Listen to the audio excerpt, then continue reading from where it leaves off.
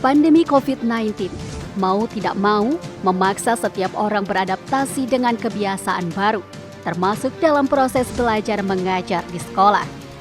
Jika tidak mampu beradaptasi dan bertransformasi, bisa menambah persoalan dan memperlambat upaya pencapaian tujuan pendidikan.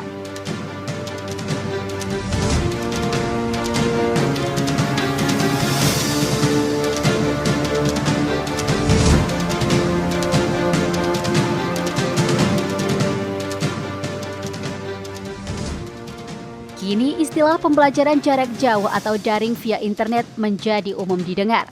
Meski masih menjadi tantangan besar bagi banyak orang, ini juga membuka peluang bagi siswa untuk mengakses pendidikan dari jarak jauh dan memungkinkan guru untuk mengajar dari mana saja. Apakah pembelajaran daring masih diterapkan di sekolah dasar dan menengah di Metro? Berapakah persentasenya atau malah sudah tidak diterapkan sama sekali?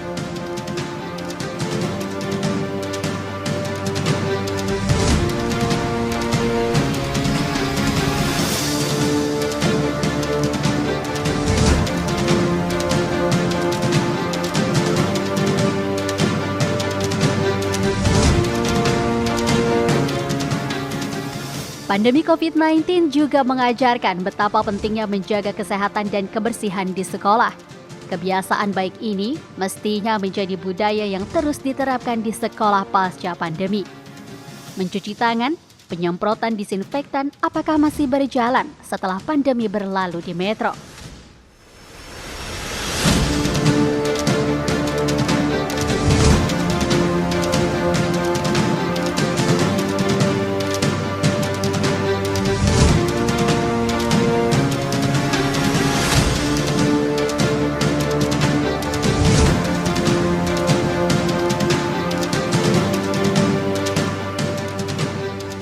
Dalam pembelajaran jarak jauh, guru dituntut lebih memperhatikan kebutuhan siswa secara individual. Ini berarti tenaga pendidik perlu lebih banyak mengarahkan waktu mereka ke siswa yang memerlukan bantuan tambahan dan memberikan dukungan yang terfokus. Bagaimana dengan pembelajaran tatap muka saat ini? Apakah peran guru dalam memberikan dukungan yang lebih terfokus jadi berkurang?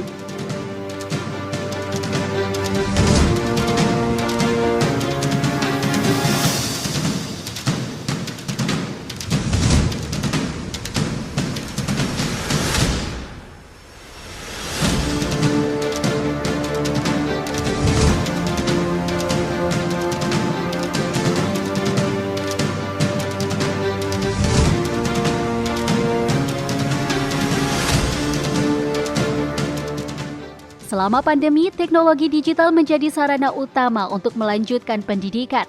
Sekolah-sekolah telah memperkenalkan berbagai platform dan aplikasi untuk membantu proses pembelajaran jarak jauh. Karena itu, teknologi digital akan terus menjadi bagian integral dari pendidikan di masa depan. Sekolah juga perlu memfasilitasi tenaga kependidikannya dengan perkembangan teknologi. Sejauh mana pemanfaatan teknologi dalam mendukung pembelajaran, baik pengelolaan, asesmen, dan sumber belajar yang diterapkan di Metro?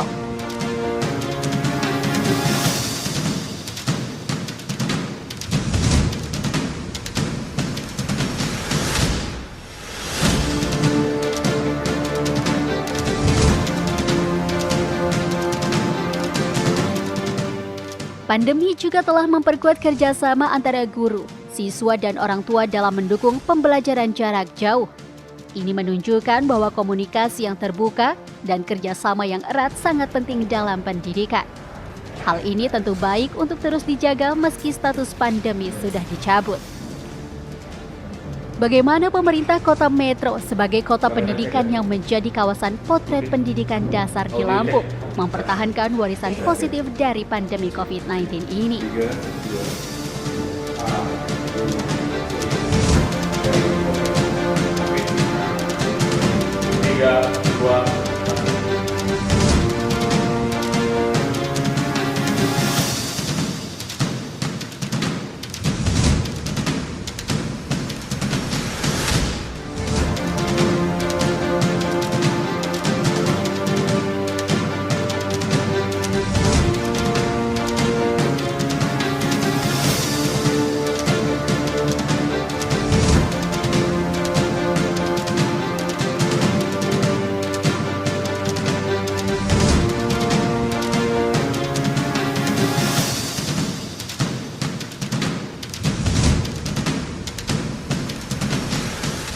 Ya pemirsa, berdasarkan cuplikan editorial tadi menceritakan bahwasannya pasca pandemi COVID-19 mewariskan transformasi digital dan teknologi yang menjadi basis penerapan pendidikan di Kota Metro.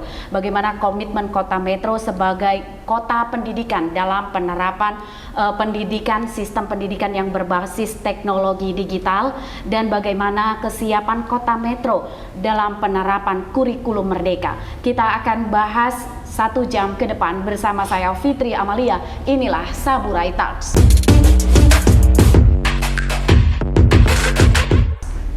Ya pemirsa, saya sudah mengundang 2 orang narasumber, Bapak Wali Kota Metro, Dr. Wahdi Sirajudin. Halo Pak Wali, apa kabar?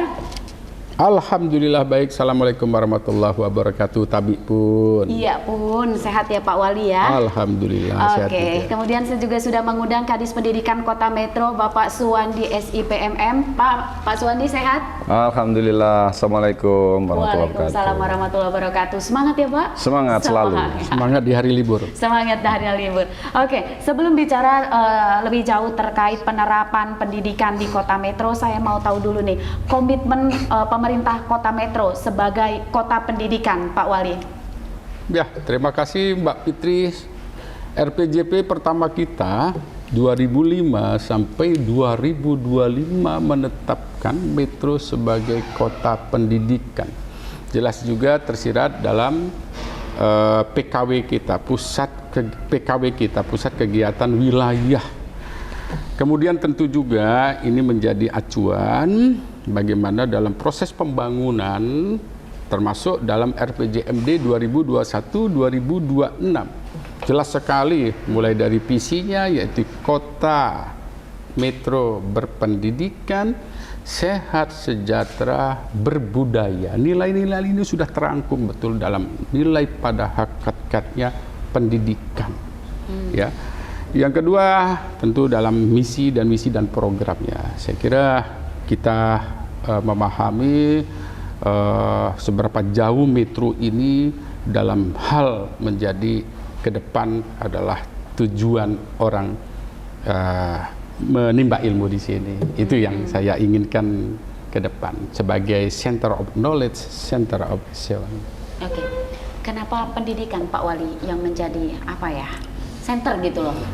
Apa ya, sih yang kenapa ilmu itu diambil dari berpikir, ya, tafakur. Jadi tanpa ilmu maka kita tidak bisa lebih baik lagi. Derajatnya manusia itu kan itu, maka dia butuh pendidikan di situ. Dasar-dasar itulah yang menguatkan pada RPJMD 2021-2026 bagaimana membangun terwujudnya kota berpendidikan. Berpendidikan ini kata aktif. Kenapa? Pada lintasan keempat, periode keempat pada RPJP kita sudah masuk pada learning internalization society, budaya masyarakat untuk belajar. Saya kira itu. Artinya Kota Metro bagaimana menjadi rujukan pendidikan di Lampung. Center of knowledge, center of excellence ke depan ya. Tapi sudah Pusat siap. ya. Siap nggak kita? Oh siap. Kita punya di sini tentu ya peran ini tidak pemerintah saja. Peran swasta ya. Kita punya 15 perguruan tinggi ya. Kemudian di sini juga kita lihat beberapa daerah ya sudah bersekolah sini. Tidak saja perguruan tinggi, mulai dari pendidikan PAUD ya, kemudian TK, SD, SMP dan SMA. Saya kira Metro sudah menggambarkan sebagai pusat orang mencari ilmu tadi. Baik. Oke. Saya ke Pak Kadis nih. Pak Kadis, transformasi pendidikan yang berbasis teknologi digital gitu. Ini warisan pasca pandemi kemarin ya Pak ya gitu. Nah, penerapannya seperti apa Pak Kadis? Terima kasih Mbak Fitri. Kita ketahui bersama hampir 2 tahun lebih ya kita dilanda pandemi, dan itu ternyata dampaknya luar biasa. Seluruh sektor kehidupan termasuk di bidang pendidikan. Nah, kemudian dengan kondisi seperti itu pemerintah mengambil sebuah kebijakan ketika itu ya, Kita berangkat dari proses kegiatan belajar mengajar, kebijakan dengan pembatasan kegiatan masyarakat. Waktu itu proses pembelajaran harus melalui daring. Kemudian kondisi sudah semakin membaik, kemudian ada kebijakan lagi pemerintah melakukan pembelajaran tatap muka tapi terbatas. Dan segala macam tentu saja tantangannya, proses pembelajaran daring itu dituntut semua untuk mampu beradaptasi. Kan nggak mungkin kita pembelajaran dengan tatap muka harus menggunakan fasilitas digitalisasi semua. Menuntut seluruh guru harus memiliki kemampuan untuk itu, supaya tetap proses belajar mengajar berjalan. Kemudian ada kebijakan berikutnya di tahun 2023 ini, pemerintah dan kita harus merespon dan beradaptasi kebijakan itu dengan proses pembelajaran secara tatap muka 100%. Sekarang sudah 100% ini Mbak Fitri, 100%. Artinya ada sebuah dampak yang positif yang bisa diambil, bukan negatif saja ternyata pandemi ini. Sehingga sekarang dulu guru yang gaptek teknologi sekarang sudah mulai dia melek teknologi ya. Itu biasanya guru-guru yang produk-produk lama, produk-produk lama 60-an gitu agak sulit sekali untuk beradaptasi. Tapi alhamdulillah sekarang ini udah mampu beradaptasi semua. Bahkan sekarang digitalisasi sekolah sudah mulai bergerak semua di satuan pendidikan. Dan ini manfaatnya luar biasa sekali terkait dengan kemajuan teknologi untuk di dunia pendidikan. Gitu. Oke, Pak Wali, saya pengen tahu sih Pak Wali, biar pemirsa juga tahu pembeda gitu, berpendidikan di kota metro dengan kota lainnya gitu. Apa sih yang membedakan gitu? Sehingga bisa disampaikan tadi sama Pak Wali, memang beda di kota metro itu karena. Gitu. Ya, terima kasih sekali. Saya mengambil kata aktif aja sebenarnya, bahwa sumber daya manusia.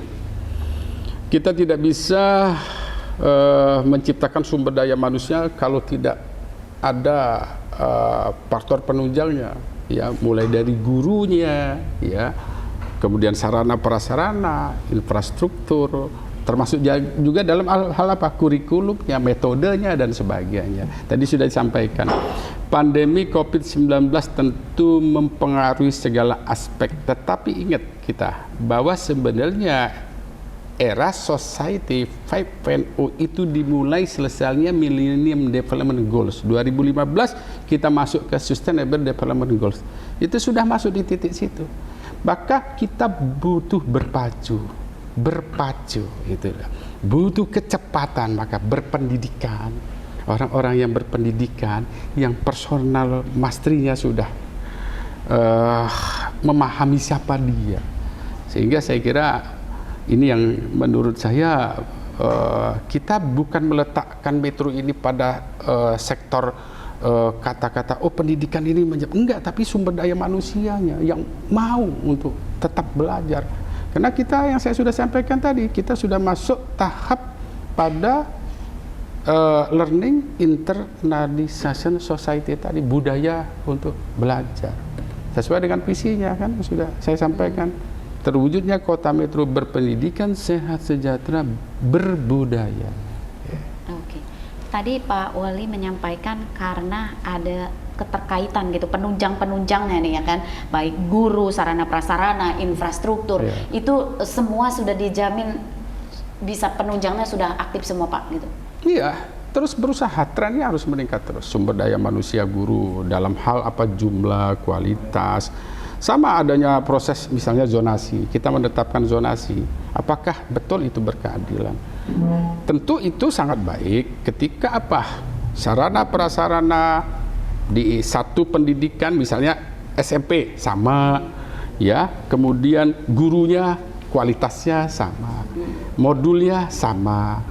Nah, saya kira masuk dari nanti kurikulum belajar itu, kurikulum merdeka itu. Iya. Bagaimana capaian-capaiannya tentu kan harus sudah jelas di situ, ya. Baik.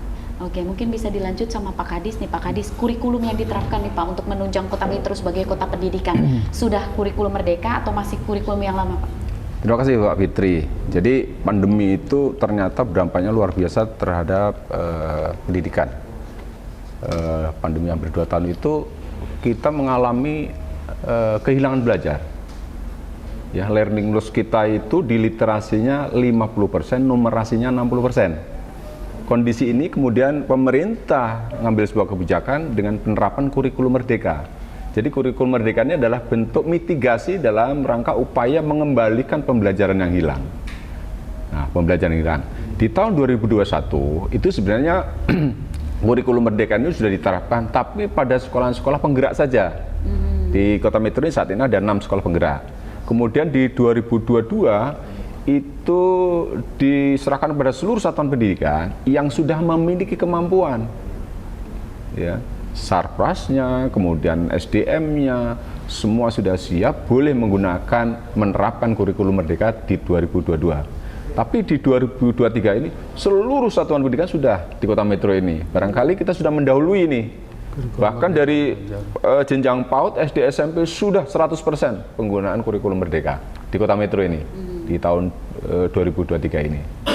Insya Allah itu mudah-mudahan di rapor pendidikan kita dengan penerapan kurikulum merdeka ini sudah selalu progresnya naik terus. Jadi dari sekian indikator penilaian rapor pendidikan itu, alhamdulillah di Kota Metro contohnya itu satu di indikator penilaian terhadap literasi capaian kita sudah 80%. 80% ini sudah terbaik di Provinsi Lampung ini. Wah. Ya, sudah terbaik di Provinsi Lampung. Mudah-mudahan nanti di indikator-indikator lain yang perlu intervensi, kita lakukan intervensi supaya penilaian di rapor pendidikan itu sudah memenuhi standar nilai nasional. Poinnya apa sih Pak kurikulum merdeka ini Pak? Kurikulum merdeka ini, penekanannya apa sih? Iya, kurikulum merdeka ini lebih, dia materinya lebih sedikit. Materinya lebih sedikit, lebih esensial sesuai dengan kebutuhan anak, dan lebih mendalam prosesnya. Kalau dulu kurikulum K13 itu materinya banyak, disajikan dalam jangka waktu tertentu, seminggu harus menyelesaikan materi sekian gitu. Kalau sekarang nggak global dalam waktu 1 tahun, tetapi dia boleh memilih guru itu materi-materi tertentu yang lebih esensial, tapi prosesnya mendalam. Sekarang ini harapannya bukan anak itu seberapa banyaknya menghafal materi itu, tetapi pemahaman anak terhadap proses belajar mengajar itu, materi-materi itu penekannya, penalaran berpikir, seperti itu yang diharapkan. Bukan banyaknya mereka menghafal, tetapi kemampuan dia penalaran terkait dengan materi-materi pembelajaran. Contoh Pak? Contohnya seperti ini, seperti di kurikulum merdeka. Saya bandingkan dengan yang kurikulum K13 dulu ya. Mata pelajaran misal? Hampir semua mata pelajaran. Semua mata pelajaran. Oke. Jadi semua mata pelajaran itu misalnya diamanahkan 100 jam pembelajaran, di kurikulum merdeka ini mengamanahkan 20-30% proses pembelajaran itu bermuatan karakter. Ya, bermuatan karakter. Ini maksudnya apa? Proses pembelajaran juga berbeda.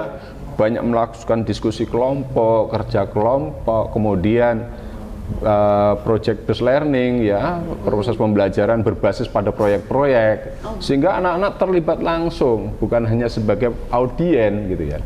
Kalau fokusnya pada materi-materi seperti K13, anak hanya banyak mendengarkan karena ngejar waktu, ngejar target. Sekarang tidak, materinya sedikit, project based learningnya lebih banyak, kerja-kerja kelompoknya itu, supaya untuk penalaran, kemandirian seperti itu akan muncul. Jadi karakter yang dibangun di sini. Jadi keterlibatan si anak keterlibatan itu langsung dalam proses kegiatan belajar. Personal mastery tadi. Ya. Oke. Nanti kita lanjut ya. Baik pemirsa, tetaplah bersama kami. Saburai Talks akan kembali usai jeda pariwara berikut ini.